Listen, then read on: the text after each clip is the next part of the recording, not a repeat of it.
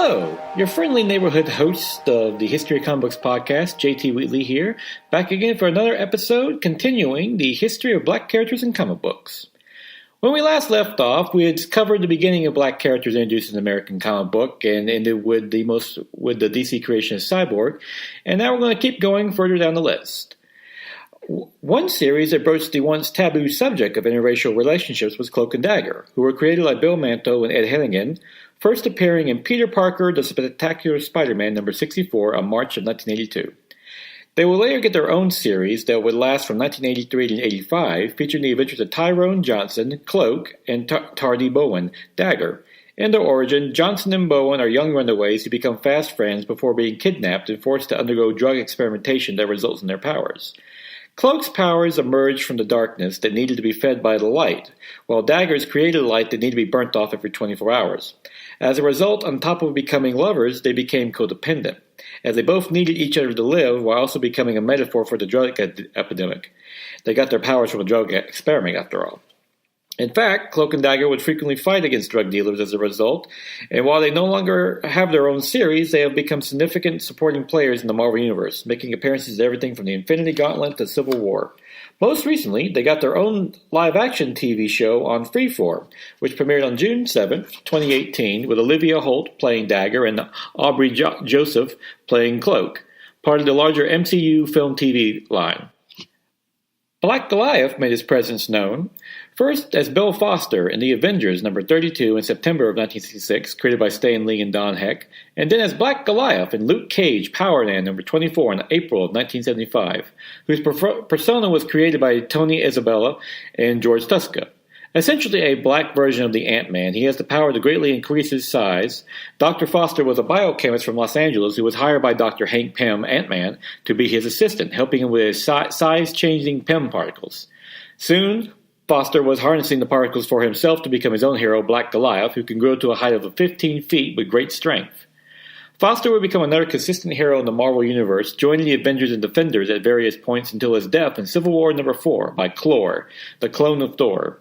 However, he had a nephew, Tom Foster, an MIT student, who takes up his uncle's mantle with the help of Black Panther, appearing in the Marvel Comics and has appeared in the Marvel Comics line ever since. Bill Foster is set to make his big screen debut in Ant-Man and the Wasp on July 16, 2018, to be played by Lawrence Fishburne. At DC, Steel made his first appearance as part of the Reign of Superman story arc in The Adventures of Superman number 500, created by Louis Simonson and Joe Gadanovich. Named John Henry Irons after the fabled black folklore character John Henry, a railroad spike driver who challenged the machine for his job. Henry won but died in the process. Steel even wields a Schleushammer like him. However, Irons is a brilliant former weapons maker who designed his own steel armor, much like Tony Stark/Iron Man. Originally working for Ameritech Industries, he would design a powerful hand cannon that fell into the wrong hands and was used to kill innocent people. Realizing Ameritech was corrupt and would coerce him to make more weapons, Irons fakes his death and goes into hiding in Metropolis, where Superman saves his life, encouraging him to make something of it.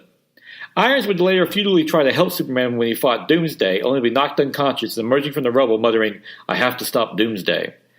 During the Reign of Superman storyline, John Henry Irons took over the Man of Steel series, where he would don his steel armor along with the Superman symbol and red cape to battle Ameritech and his former partner's lover, Dr. Angora Legman, also known as the White Rabbit. He would actually be the second DC superhero known as Steel, following the footsteps of Commander Citizen Steel, a World War II hero created in Steel, the Indestructible Man by Jerry Conway and Don Heck back in 1978, now seen on the CW's Legend of Tomorrow TV series. After the end of Reign of Superman, Superman would naturally take the Man of Steel series back over, with Steel, a name given to him by Superman himself, getting his own series from 1994 to 1998. He would be a consistent figure in Superman and the DC comic books in general, with him becoming Superman's top tech guru at one point, before passing on the mantle of Steel to his niece, Natasha. Like many other DC characters, Steel has consistently made appearances throughout most mediums, perhaps most infamously in the movie Steel, released on August 15, 1997, and starring NBA basketball superstar Shaquille O'Neal in the title role. Originally meant to be a spin-off of the long-gestating Death of Superman movie, it was eventually just released by itself on a $16 million budget, but grossing just $1.6 million. Horribly acted and made, it is widely considered one of the worst comic movies ever made. In 1993, an exciting prospect for black superheroes and characters was launched with Milestone Media, a comics line dedicated to black superheroes and set in the fictional universe of Dakota City. Created by a coalition of black writers and artists such as Dwayne McDuffie, Dennis Cowan, Michael Davis, and Derek T. Dingle, they believed minority characters were severely underused in comic books and created a line to address that. Christopher Parise was also originally part of the development and helped with it early on, but was intended to be editor-in-chief, but had to leave due to personal reasons. Davis would later leave in 1995 to form Motown Machine Works at Image, with Cowan quickly following to become editor-in-chief. While Milestone was financed by DC Comics, it was originally set to be a separate comic book line, with DC retaining only the right to not publish any work if it objected to. Milestone owned the copyright and merchandising rights, with DC licensing the content for an annual fee and a share of the profits. McDuffie and the other creators created an extensive Bible detailing the backstory of the universe and the characters that would become known as the Dakotaverse.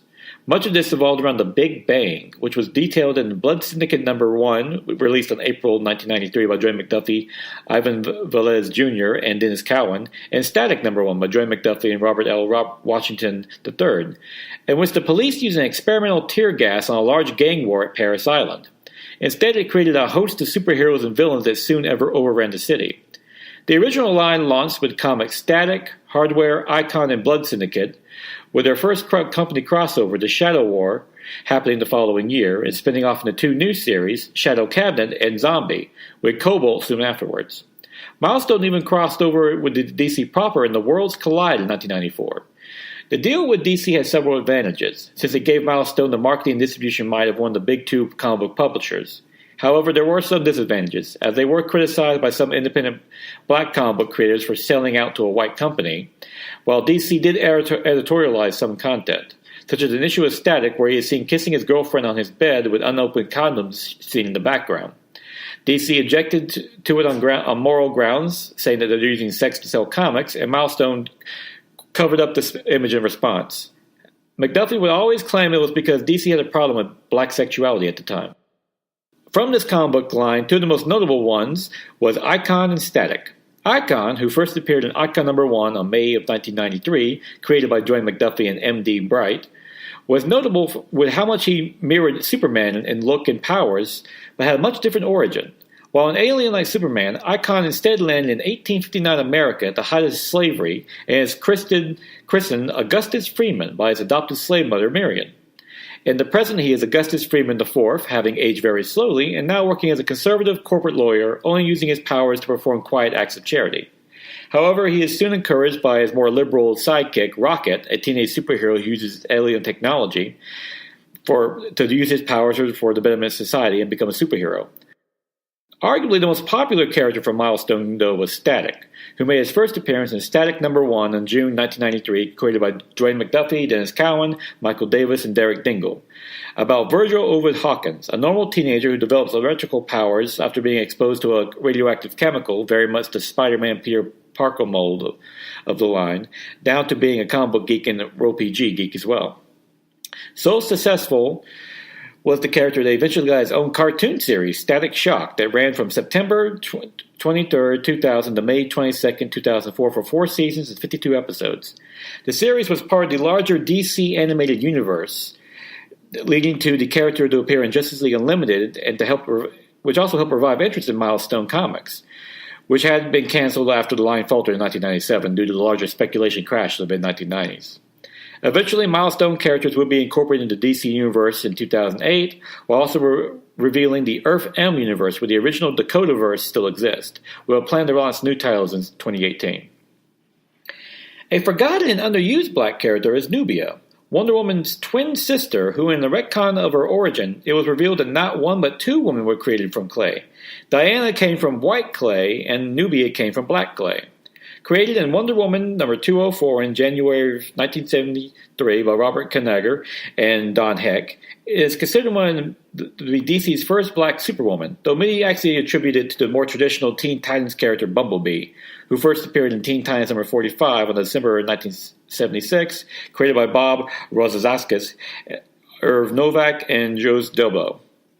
Nubia would make various appearances throughout the comic books until the Crisis of Infinite Earths in 1996, which rebooted the continuity and erased her from existence. In 1999, a rechristened Nubia would appear in Wonder Woman Annual No. 8, created by Dozell Young and Brian Denham, who is no longer Diana's twin sister but Amazon's first champion. She was even set to appear in the Wonder Woman TV series of the 1970s to be played by actress Teresa Graves, but when the show was moved from ABC to CBS, that idea was nixed.